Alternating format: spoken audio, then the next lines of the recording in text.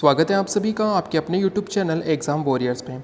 आज हम पढ़ने वाले हैं 4 सितंबर 2021 यानी कि आज के दिन से जुड़े करंट अफेयर की इंपॉर्टेंट फैक्ट जो आपके आने वाले एग्जाम के लिए इंपॉर्टेंट रहेंगे।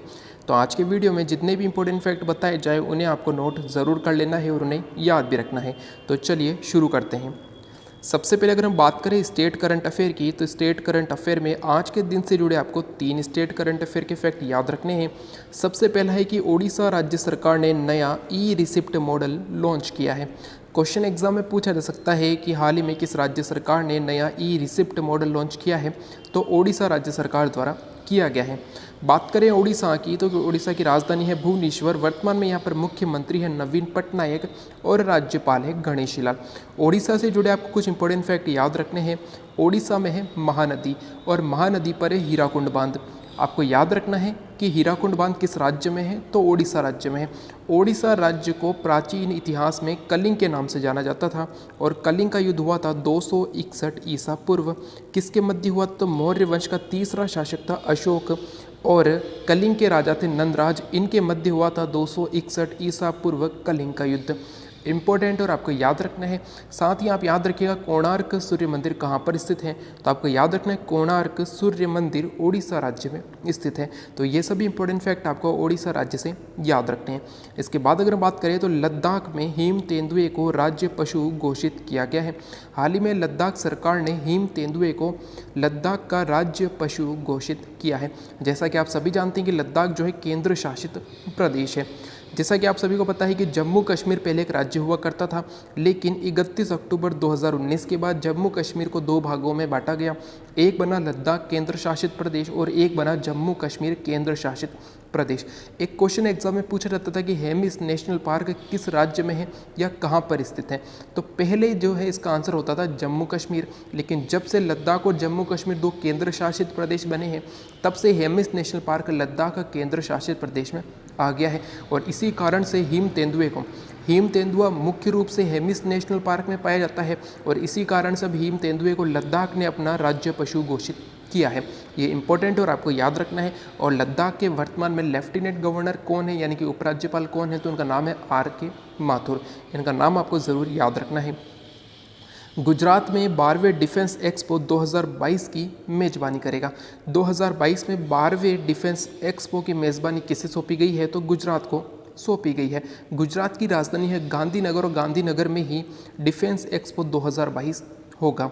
अगर हम बात करें गुजरात राज्य की, तो गुजरात के मुख्यमंत्री है विजय रूपाणी और राज्यपाल है आचार्य देवव्रत। साथ ही आपको याद रखना है कि भारत के 9 राज्य ऐसे हैं जो कि समुद्री सीमा लगाते हैं, यानी कि जो समुद्र के निकट स्थित है, और इसमें गुजरात राज्य सबसे अधिक समुद्री सीमा लगाता है और गोवा राज्य सबसे कम समुद्री सीमा लगाता है। आपको ये सभी इंपॉर्टेंट फैक्ट याद रखने हैं।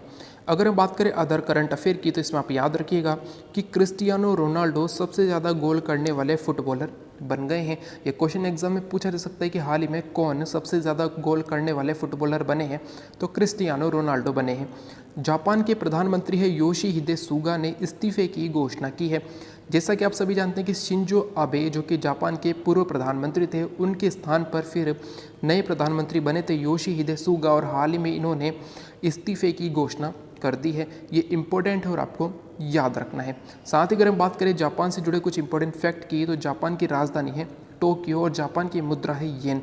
साथ ही आपको याद रखना है कि जापान का जो सर्वोच्च पुरस्कार है order of the rising sun, ये कब शुरू किया गया था, तो आपको याद रखना 1875 में, सन 1875 में order of the rising sun पुरस्कार शुरू किया था जापान के द्वारा।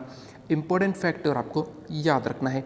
इसके बाद अगर मैं बात करें तो भारत ने मानव रहित हवाई वाहन के लिए अमेरिका के रक्षा विभाग के साथ समझौता किया है।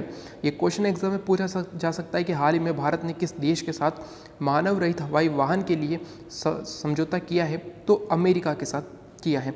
राष्ट्रीय इस्पात निगम लिमिटेड का CMD अतुल भट्ट को नियुक्त किया गया है।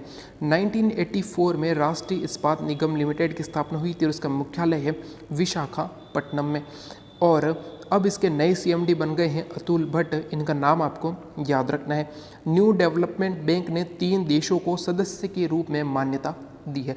इंपॉर्टेंट और आपको याद रखना है कि UAE, बांग्लादेश और उरुग्वे, इन तीनों देशों को सदस्य के रूप में मान्यता दी है न्यू डेवलपमेंट बैंक ने। अगर हम बात करें न्यू डेवलपमेंट बैंक की, तो आपको याद रखना है न्यू डेवलपमेंट बैंक 2014 में इसकी स्थापना हुई थी। न्यू डेवलपमेंट बैंक ये ब्रिक्स जो समूह है इसका एक बैंक है।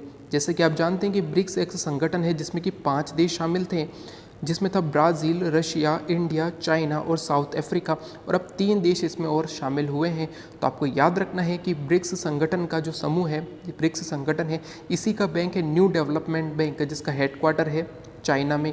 चाइना के शंघाई में है न्यू डेवलपमेंट बैंक का मुख्यालय। ये सभी इंपॉर्टेंट फैक्ट आपको याद रखने हैं। अगर हम बात करें ब्रिक्स संगठन की, तो इसकी स्थापना हुई थी 2006 में। 2006 में इसकी स्थापना हुई, तो इसका पहला समिट यानी कि पहली बैठक हुई थी सन 2009 में। ये सभी इंपॉर्टेंट फैक्ट आपको याद रखने हैं। इसके बाद अगर हम बात करें तो मैक्सिको के फोटोग्राफर हैं, जो मैक्सिको हैं वहाँ के फोटोग्राफर है एलेजांद्रो प्रीतो, और इन्हें ही world photographer of the year 2021 चुना गया है। ये क्वेश्चन आने वाले एग्जाम में ज़रूर पूछा जाएगा कि world photographer of the year 2021 कौन बने हैं, तो Alejandro Prieto world photographer of the year 2021 बने हैं। प्रधानमंत्री ने स्वामी प्रभुपाद की जयंती पर 125 रुपये का स्मारक सिक्का जारी किया है।